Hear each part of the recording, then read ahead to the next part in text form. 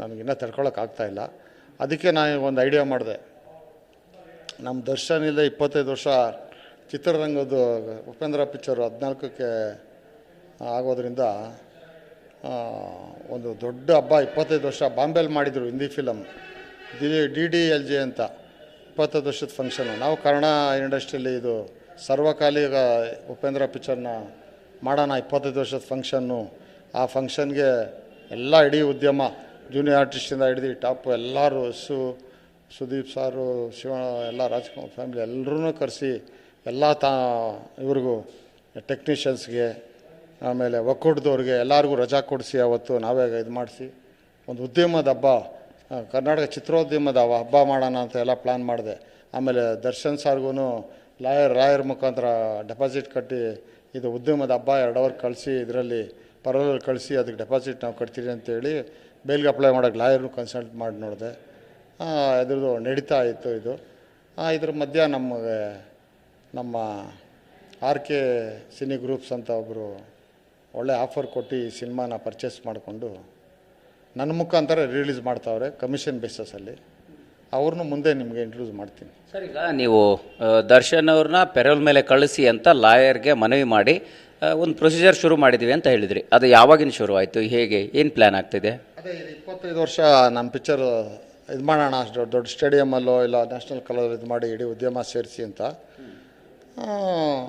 ಅವ್ರನ್ನೂ ಕರೆದು ಇದು ಮಾಡೋಣ ಅಂತ ನಾನು ನನ್ನ ಐಡಿಯಾ ಮಾಡ್ಕೊಂಡಿದ್ದೆ ಸರ್. ಇನ್ನೂ ಲಾಯರ್ ಈಗ ಮಾತಾಡ್ತಾ ಹಿಂಗೆ ಡಿಸ್ಕಷನ್ಗೆ ಎಲ್ಲ ನಮ್ಮ ಫ್ರೆಂಡ್ಸು ನಾವೆಲ್ಲ ಮಾತಾಡ್ಕೊಂಡು ನಮ್ಮ ಹೊಸದಾಗಿ ಒಬ್ಬರು ಡಿಸ್ಟ್ರಿಬ್ಯೂಷನ್ ಮಾಡೋಕ್ಕೆ ಬಂದಿದ್ದಾರೆ ನಮ್ಮ ಕುಮಾರ್ ಅಂತ. ಅವ್ರನ್ನ ಸೂಕ್ತ ಸಮಯದಲ್ಲಿ ಅವರು ಒಂದು ಹೀರೋ,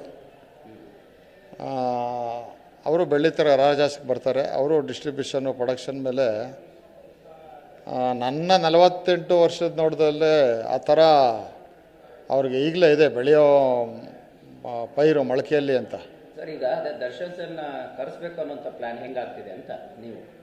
ಸರ್, ಅದು ಆ ಫಂಕ್ಷನ್ಗೆ ಈಗ ಉದ್ಯಮ ಸಹಕರಿಸಿದ್ರೆ ಸರ್ ಕರೆಸಿ, ಸರ್ ಯಾಕೆ ಸಾಧ್ಯತೆ ಇಲ್ಲ ಸರ್, ನಾವು ಅದೇನು ಡೆಪಾಸಿಟ್ ಕಟ್ಟಿರ್ತೀರಿ ನಾವು, ಉದ್ಯಮದ ಹಬ್ಬ ಆದ್ದರಿಂದ ಅದೇನು ಹಬ್ಬದಲ್ಲಿ ಬರೀ ಇವರೇ ಒಳ್ಳೆಯವರೇ ಇರಬೇಕಂತೇನೆ ಇದು ಒಳಗೆ ಇಲ್ಲಿ ನಾವೇ ಮಾಡಬೇಕು ಅಂತಿಲ್ವಲ್ಲ, ಎಲ್ಲ ಸರ್ ನಾಡಿನ ಜನತೆ ಸೇರ್ಕೊಂಡು ಮಾಡುತ್ತಾನೆ.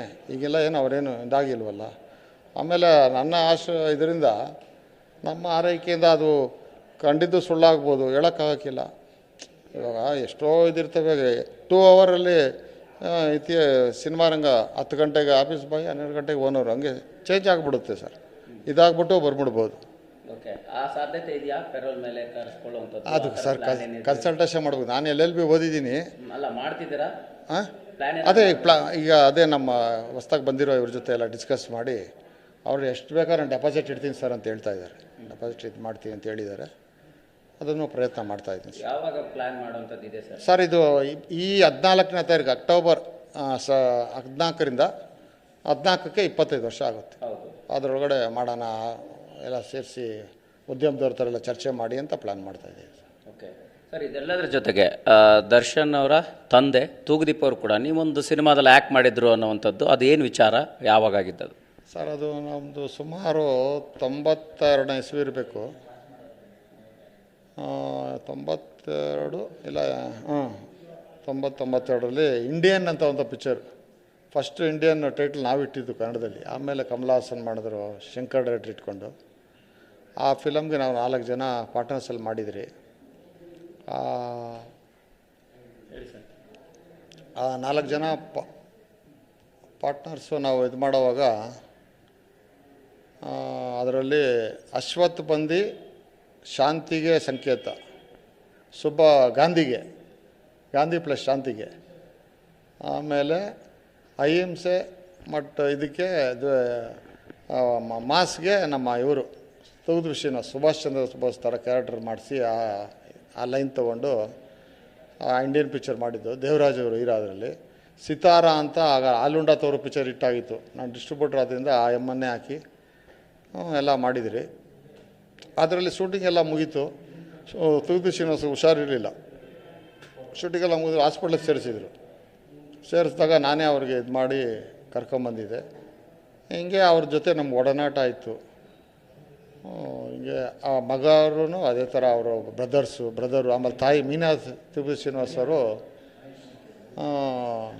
ನಮಗೆ ಹಿಂಗೆ ಇದ್ರಿ ಅವರು ಕಾಲದಿಂದ. ನಾನು ಒಂದು ಪಿಕ್ಚರು ಸೇತು ಅಂತ ಸೀನು ಅಂತ ಅನೌನ್ಸ್ ಮಾಡಿದೆ, ಸಿಟಿ ಮಾರ್ಕೆಟ್ ಅಂತ. ಅವಾಗ ನಂಗೆ ಫೋನ್ ಮಾಡಿ ಹೇಳಿದ್ರು, ಬೆಸ್ಟ್ ಆಫ್ ಲಕ್, ಬಾ ಮಗನೇ ನೀನು ಅಂತ. ಆ ಥರ ಬಾಂಧವ್ಯ ಇಟ್ಕೊಂಡಿದ್ರಿ. ಇಲ್ಲ, ಬರ್ತದೆ ಆ ಕುಟುಂಬಕ್ಕೆ ವಸಂತ ಕಾಲ ಬರ್ತದೆ. ಈಗ ಅದೇ ಸಹಜವಾಗಿ ತೂಗುದೀಪ್ ಶ್ರೀನಿವಾಸ್ ಸರ್ ದಿನಗಳ ಬಗ್ಗೆ ತುಂಬ ಕಡಿಮೆ ಜನರಿಗೆ ಗೊತ್ತಿರುವಂಥದ್ದು.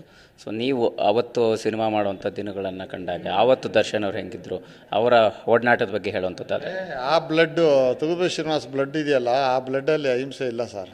ಅದು ಸುಮ್ಮನೆ ಮಾತುಗೀತಲ್ಲಿ ರೋಪ್ ಹಾಕ್ತಾರೆ ಹೊರತು ಅದು ಏನದು ಬೊಗಳ ನಾಯಿ ಕಚ್ಚಲ್ಲ ಅಂತಾರಲ್ಲ, ಹಂಗೆ ಅವರು ಆ ಥರ ಅಷ್ಟೇ. ಅದು ನಾನು ಇದು ಮಾಡೋಕ್ಕಿಲ್ಲ.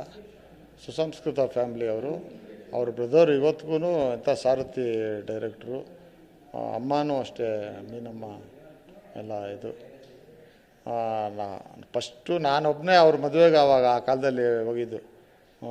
ಇದ್ರ ಹತ್ರ ಮದುವೆ ಆಯಿತು. ನಮ್ಮ ಫ್ರೆಂಡ್ ದಯಾನಂದ್ ಅಂತ ಅವ್ರ ಮನೆ ಇತ್ತು ವಿಜಯನಗರದಲ್ಲಿ, RPC ಲೇಔಟ್ ಇದರಲ್ಲಿ. ನಾನು ನಮ್ಮ ಅಂಬರೀಷ್ ಕಾರ್ಡ್ರವರು ಬಾಬು ಅಂತ ಇದ್ದ, ನಾವಿಬ್ಬರೇ ಉದ್ಯಮದಿಂದ ಆ ಕಾಲದಲ್ಲಿ ಮದುವೆಗೆ ಮೇನು ಹೋಗಿದ್ದು ರಿಸೆಪ್ಷನ್ಗೆ. ಸರ್ ಅದೇ ಮಾರ್ಕ್ಸೆಲ್ಲ ಬಂದು ಕೂತ್ಕೊಳ್ಳೋರು ದರ್ಶನ್ ಸಾರು. ನಾ ದುಡ್ಡು 5 ಲಕ್ಷ ಬಂಡ್ಲು ನೋಡಬೇಕು ಅನ್ನೋರು. ಸರ್ ಅದೇ 5 ಲಕ್ಷ ಬಂಡ್ಲು ನೋಡಬೇಕು ಅನ್ನೋಂಥ ಆಸೆ ಇದ್ದವರು ಇವತ್ತು ಕೋಟಿ ಕೋಟಿ ಸಂಭಾವನೆ ತೊಗೊಳ್ಳೋಂಥದ್ದು. ಅದು ಯಾವಾಗಾಗಿತ್ತು, ಯಾವ ಸಿನಿಮಾ ಟೈಮಲ್ಲಿ ಅಥವಾ ಯಾವ ಟೈಮಲ್ಲಿ ಅವ್ರು ಬಂದಿದ್ದ ಆಫೀಸ್ಗೆ? ಅಷ್ಟು ಸಣ್ಣ ಕನಸು ಅಂದರೆ ಅವತ್ತಿನ ದಿನಗಳಿಗೆ 5 ಲಕ್ಷ ನೋಡಬೇಕು ಅನ್ನೋಂಥವ್ರು ಇದ್ದಂಥವ್ರು ಇಷ್ಟು ದೊಡ್ಡ ಮಟ್ಟಕ್ಕೆ ಬೆಳೆದಿದ್ದು, ಅದು ಯಾವತ್ತಿನ ಸಂದರ್ಭ, ಎಲ್ಲಾಗಿತ್ತು ಅಂತ? ಸರ್ ಆ ಸಂದರ್ಭ ಬಂದು BTM ಲೇಔಟಲ್ಲಿ ಮನೆಯಲ್ಲಿದ್ದರು. ಕಂಠಸ ಕಾರಿತ್ತು ಅವಾಗ ಅವ್ರದ್ದು. ನಾನು ಅವಾಗ ವಾರಕ್ಕೆ 10 ಪಿಕ್ಚರ್ 5 ಪಿಕ್ಚರ್ ರಿಲೀಸ್ ಮಾಡ್ತಾಯಿದ್ದೆ, ಎಲ್ಲ ಲ್ಯಾಂಗ್ವೇಜ್. ಆ ಟೈಮಲ್ಲಿ ನಮಗೂ ಅವ್ರಿಗೂ ಒಡನಾಟ ಚೆನ್ನಾಗಿತ್ತು. ಅವ್ರಿಗೂ ಪಿಕ್ಚರ್ ಮಾಡೋಕ್ಕೆ ಒಂದು ಅಡ್ವಾನ್ಸು ಕೊಟ್ಟಿದ್ದೆ. ಕಥೆ ಡಿಸ್ಕಷನ್ ಮಾಡೋಕ್ಕೆಲ್ಲ ನಮ್ಮ ಶಂಕರ್ ಅಂತ ಒಬ್ಬ ಡೈರೆಕ್ಟ್ರ್ ಫಿಕ್ಸ್ ಮಾಡಿದೆ. ಎಲ್ಲ ಓಡಾಡ್ತಾಯಿದ್ರು, ಹಿಂಗೆ ನಡೀತಾರೆ. ರಾಜೇಶ್ ರಾಮನಾಥ್ ಮ್ಯೂಸಿಕ್ಕು ಎಲ್ಲ ರೆಡಿ ಮಾಡಿ. ನನ್ನ ಹಣಕಾಸದ ಅಭಾವದಿಂದ ಆ ಪಿಕ್ಚರ್ ಟೇಕ್ ಆಫ್ ಆಗಲಿಲ್ಲ, ವಾಪಸ್ ಇಸ್ಕೊಂಡ್ಬಿಟ್ಟೆ ದುಡ್ಡು. ಇದೆಲ್ಲದರ ಜೊತೆಗೆ ಸದ್ಯಕ್ಕೆ ಉಪೇಂದ್ರ ರಿಲೀಸ್ ಆಗ್ತಾ ಇರ್ತಕ್ಕಂಥದ್ದು ಬರೋಬ್ಬರಿ 25 ವರ್ಷಗಳ ನಂತರ. ಎಷ್ಟು ವಿಶೇಷವಾಗಿರುತ್ತೆ, ಎಷ್ಟು ಥಿಯೇಟ್ರಲ್ಲಿ ರಿಲೀಸ್ ಮಾಡ್ತಿದ್ರಿ ಅಂತ? ಸರ್ ಇದು ಕರ್ನಾಟಕ ಆಂಧ್ರ ಸೇರಿ ಒಂದು 1000 ಥಿಯೇಟ್ರಲ್ಲಿ ಮಾಡೋಕ್ಕೆ ಪ್ಲ್ಯಾನ್ ಮಾಡ್ತಾಯಿದ್ದೀನಿ. ಆಂಧ್ರದೇನಾನ ಪ್ರಾಬ್ಲಮ್ ಆದರೆ ಕರ್ನಾಟಕದಲ್ಲಿ ಒಂದು 200-300 ಥಿಯೇಟ್ರು ಎಷ್ಟು ಸಿಗ್ತದೋ ಅಷ್ಟು ಆಗ್ತೀರಿ ಸರ್. ಯಾಕಂದರೆ ಅದು ಇವತ್ತಿಗೂ ಅದೇನದು ಆನೆ ಯಾವಾಗಿದ್ರೂ ಆನೆನೇ, ಆ ಥರ ಅದು ಪಿಕ್ಚರು. ಆಮೇಲೆ ಅದು ಜನಕ್ಕೆ ನಾವೇನು ಹೇಳ್ಬೇಕಾಗಿರೋ ಪಿಕ್ಚರಲ್ಲ, ಎಲ್ಲರೂ ನೋಡಬೇಕು ಅನ್ನೋ ಕ್ಯೂರಿಯಾಸಿಟಿ ಇರೋ ಪಿಕ್ಚರು. ಅದು ಆವತ್ತಿದ್ದು ಇವತ್ತಿಗೂ ಸುದ್ದಿಲಿದೆ.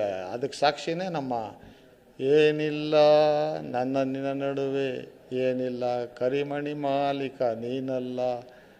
ಆಮೇಲೆ ಆ ಸಾಂಗ್ಸು ಆ ಸಿನಿಮಾಲಿ, ಮುಂಗಾರು ಮಳೆ ಸಿನಿಮಾಲಿ ಕ್ಯಾಮ್ರಾಮನ್ ಕೃಷ್ಣ ನೋಡ್ತಾ ಇದ್ರೆ ಕೃಷ್ಣ ಕಾಣ್ತಾನೆ, ಕ್ಯಾಮ್ರಾಮನ್ ಕಾಣಿಸ್ತಾರೆ. ಆ ಕೃಷ್ಣ ನಮ್ಮದು ರೋಮಿಯೋ ಜೂಲಿಯಟ್ ಫಸ್ಟ್ ಪಿಕ್ಚರ್ಗೆ ಎಂಟ್ರಿ ನಾವು ಕ್ಯಾಮ್ರಾಮನ್ ಮಾಡಿದ್ರಿ. ಅವರು ನಮ್ಮ ಹುಡುಗ. ಅದೇ ಥರ ಗುರುಕಿರಣ್ ಈ ನಮ್ಮ ಉಪೇಂದ್ರ ಸಿನಿಮಾ ನೋಡ್ತಾ ಇದ್ದರೆ ಮ್ಯೂಸಿಕಲ್ಲಿ ಗುರುಕಿರಣ್ ಕಾಣ್ತಾರೆ. ಪ್ಲಸ್ ಸಿಂಗರ್ ತ್ರಿಬಲ್ ಆ್ಯಕ್ಟಿಂಗ್ ಮಾಡಿದ್ದಾರೆ, plus villain. Music will speaks. ಅಲ್ಲಿ ಮುಂಗಾರು ಮಳೆಯಲ್ಲಿ ಕ್ಯಾಮ್ರಾ ಸ್ಪೀಕ್ಸ್, ಇಲ್ಲಿ ಮ್ಯೂಸಿಕ್ ಸ್ಪೀಕ್ಸ್.